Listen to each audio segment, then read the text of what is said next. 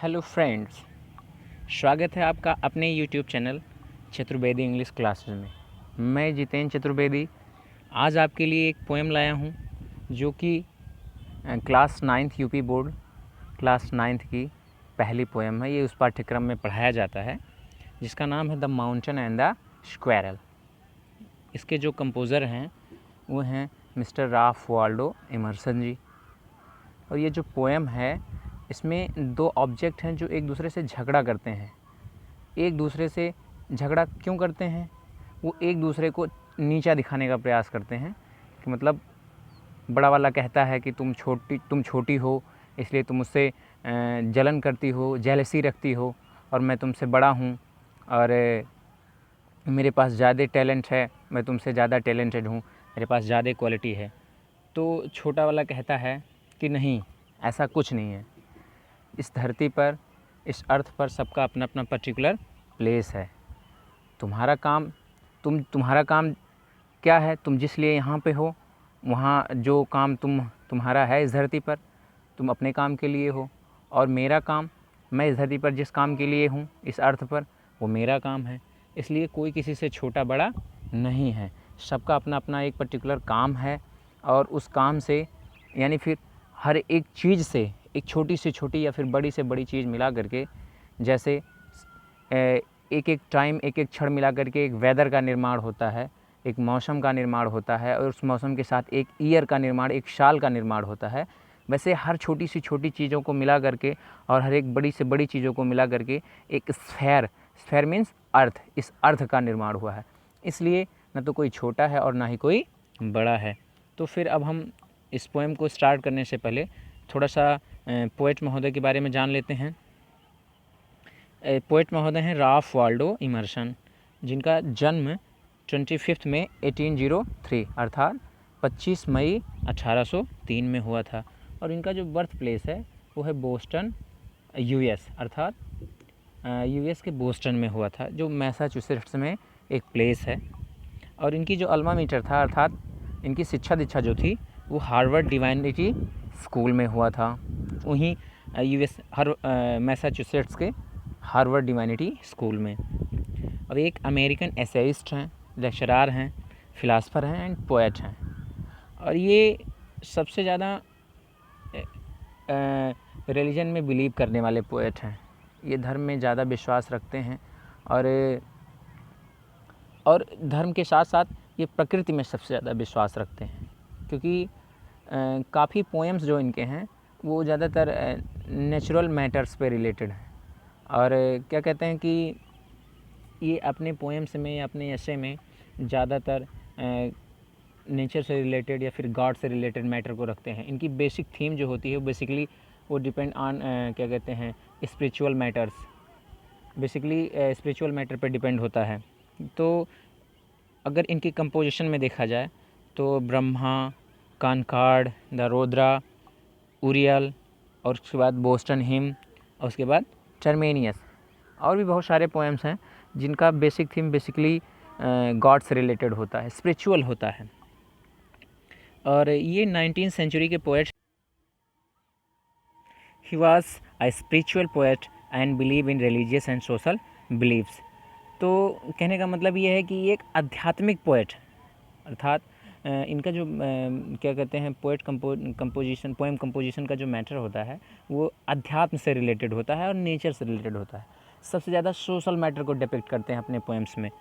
और उसके बाद he was died on April 27, 1882, age 78 in Concord, Massachusetts, US. और इनका जो डेथ हुआ वो 27 अप्रैल 1882 में हुआ। और वो इनका डेथ प्लेस जो था वो था कॉनकॉर्ड, मैसाचुसेट्स का एक प्लेस है कॉनकॉर्ड, वहाँ हुआ। और मरने के टाइम पर, मतलब इनकी डेथ के टाइम पर इनका जो एज था वो था 78 ईयर्स। तो अब ये था पोएट्स के बारे में। अब चलिए हम थोड़ा सा पोएम को आपको इंटरप्रेट करते हैं। और पहले पोएम है the mountain and the squirrel had a quarrel. तो गिलहरी और उसके बाद माउंटेन के बीच में एक झगड़ा होता है। किस बात को लेकर झगड़ा होता है? And the farmer called the latter little prig. तो पहला वाला जो होता है वो दूसरे वाले को कहता है लिटिल प्रिग, अर्थात तुच्छ प्राणी कहता है, अर्थात छोटा नीचा कहता है कि ये a farmer called the latter little prig, अर्थात तुम छोटे हो, तुच्छ हो। बन रिप्लाइड, तो जो बन मीन्स गिलहरी, यहाँ पे गिलहरी, बन को गिलहरी इंडिकेट किया गया है। बन रिप्लाइड, तो गिलहरी कहती है you are doubtless very big, निसंदेह, डाउटलेस मीन्स निसंदेह तुम बहुत बड़े हो। But all sorts of thing and weather must be taken in together to make up a year, लेकिन but all sorts of thing, सभी प्रकार की चीज़ें, एंड वेदर, सभी उसके बाद मौसम, must be taken in together, अगर इन्हें साथ में लिया गया तभी एक ईयर का निर्माण हुआ। अर्थात जितने भी पर्टिकुलर चीज़ें हैं, चाहे वो छोटी से छोटी हैं चाहे बड़ी से बड़ी हैं, सभी को एक साथ ऐड करने पर ही ये ईयर का निर्माण हुआ है, ईयर का क्रिएशन हुआ है। तो और ये सारी चीज़ें मिला करके एक स्फेयर का निर्माण करती हैं। And A sphere, sphere means ये अर्थ, हमारा जो अर्थ है सभी छोटी से छोटी और बड़ी से बड़ी चीज़ों को मिला करके क्रिएट हुआ है, अर्थात बना है। And I think it no disgrace to occupy my place. तो कहते हैं कि वो गिलहरी कहती है माउंटेन से कि मुझे डिसग्रेस मीन्स शर्म, मुझे अपने स्थान पे होने का कोई शर्म नहीं है। मैं जहाँ भी हूँ अपनी जगह पे बहुत अच्छी हूँ, मेरा एक पर्टिकुलर प्लेस है और मुझे अपने आप में छोटे होने का कोई शर्म नहीं है, क्योंकि जो चीज़ें मैं कर सकती हूँ वो चीज़ें आप नहीं कर सकते, और जो चीज़ें आप कर सकते हैं वो चीज़ें मैं नहीं कर सकती। यानी कि आपका भी अपना एक पर्टिकुलर प्लेस है और मेरा भी अपना एक पर्टिकुलर प्लेस है। If I am not so large as you, you are not so small as I. यदि मैं तुम्हारी जितना बड़ी नहीं हूँ, गिलहरी कहती है माउंटेन से कि यदि मैं तुम्हारी जितना बड़ी नहीं हूँ तो तुम भी मेरे जितने छोटे नहीं हो। And not so half spray, और तुम मेरे से आधे भी फुर्तीले नहीं हो। अर्थात मैं कहीं भी आराम से फट से 1 सेकंड के अंदर फट से हम कहीं भी आ सकते हैं, कहीं भी जा सकते हैं, मैं कहीं भी आ सकती हूँ, जा सकती हूँ, बट तुम ऐसा नहीं कर सकते। मुझ में जितनी फुर्ती है उसका आधा भी तुम्हारे अंदर नहीं है। I am not deny to make, I am not deny you make a very pretty squirrel track. मैं इस बात से डिनाई नहीं करती हूँ, मना नहीं करती हूँ, इस बात का खंडन नहीं करती हूँ कि तुम मेरे लिए एक स्क्वेरल ट्रैक बनाते हो अपने, अर्थात क्या कहते हैं, माउंटेन पर मेरे लिए एक स्क्वेरल ट्रैक बनाते हो, एक रास्ता बनाते हो आने जाने का। अर्थात ज़्यादातर माउंटेन पे क्या कहते हैं, ट्रीज़ होते हैं जिस पे गिलहरी रहती हैं, तो वही वो कहती है कि निसंदेह कोई इसमें, और इस बात को मैं खंडन भी नहीं करती कि तुम मेरे लिए एक ट्रैक बनाते हो, बट जो मेरा प्लेस है वो मेरे लिए इम्पॉर्टेंट है और जो आपका प्लेस है वो आपके लिए इम्पॉर्टेंट है। इस धरती पर चाहे आपका चाहे मेरा, दोनों लोगों का प्लेस इम्पॉर्टेंट है, क्योंकि हम दोनों लोगों को और भी छोटी छोटी चीज़ें, और भी जितनी भी मतलब छोटी से छोटी या बड़ी से बड़ी चीज़ें हैं, सबको मिला करके ही इस धरती का क्रिएशन हुआ है। A very pretty squirrel track, यानी कि एक बहुत ही सुंदर गिलहरी का मार्ग बनाते हो। टैलेंट्स डिफर, अर्थात गिलहरी कहती है कि जो प्रतिभा होती है, अर्थात जो टैलेंट होता है पर्सन के अंदर या ऑब्जेक्ट के अंदर, सबकी अलग अलग होती है, डिफरेंट होती है।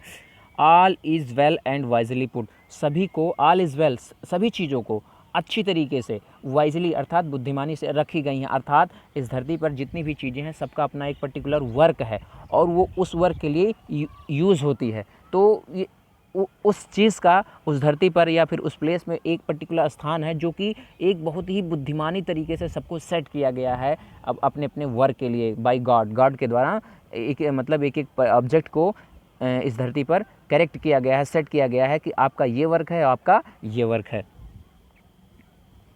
If I can not carry forest on my back, तो गिलहरी फिर कहती है माउंटेन से कि ठीक है, यदि मैं छोटी हूँ, मैं मानती हूँ इस बात को, इसमें कोई मुझे शर्म नहीं है, बट यदि मैं अपने पीठ पर फॉरेस्ट अर्थात जंगल नहीं उगा सकती, अर्थात क्योंकि जानते हैं माउंटेन पे बहुत सारे ट्रीज़ होते हैं, पेड़ पौधे होते हैं, जंगल होते हैं, तो कहती है कि यदि मैं अपने पीठ पे जंगल नहीं उगा सकती तो neither you can crack an nut, तो तुम भी एक अखरोट भी नहीं तोड़ सकते। अर्थात मैं इतनी छोटी हूँ, इतनी मजबूत अखरोट होती है, इतना कहते हैं इतना कठोर अखरोट होता है, मैं उसे तोड़ देती हूँ, तुम छोटे से अखरोट को भी नहीं तोड़ सकते। यदि मैं छोटी हूँ तो मेरा अपना प्लेस है, और यदि आप बड़े हो तो आपका अपना प्लेस है। तो इस प्रकार से राल्फ वाल्डो एमर्सन जी झगड़े को बताने का प्रयास करते हैं दोनों ऑब्जेक्ट के बीच में। तो इसके माध्यम से ही ज़्यादातर ये बताने का प्रयास करते हैं, दोनों ऑब्जेक्ट तो एक साइन है लोगों को बताने का कि सबका अपना अपना एक पर्टिकुलर प्लेस है, एक इम्पॉर्टेंट प्लेस है कि जो जिस जगह पे है वो उसके लिए बहुत ही वैल्यूएबल है। सबका अपना अपना एक इम्पॉर्टेंट वर्क है इस वर्ल्ड में, इस अर्थ पर। सब अपने अपने काम के लिए यहाँ पे इस धरती पर आए हैं। तो अगर लिटरेरी डिवाइस देखा जाए तो इस पोएम में पोएट ने पर्सनिफिकेशन ज़्यादा यूज़ किया है, क्योंकि जानते हैं गिलहरी को और माउंटेन को एक दूसरे से टॉकिंग करते अर्थात बात करते हुए दिखाया है।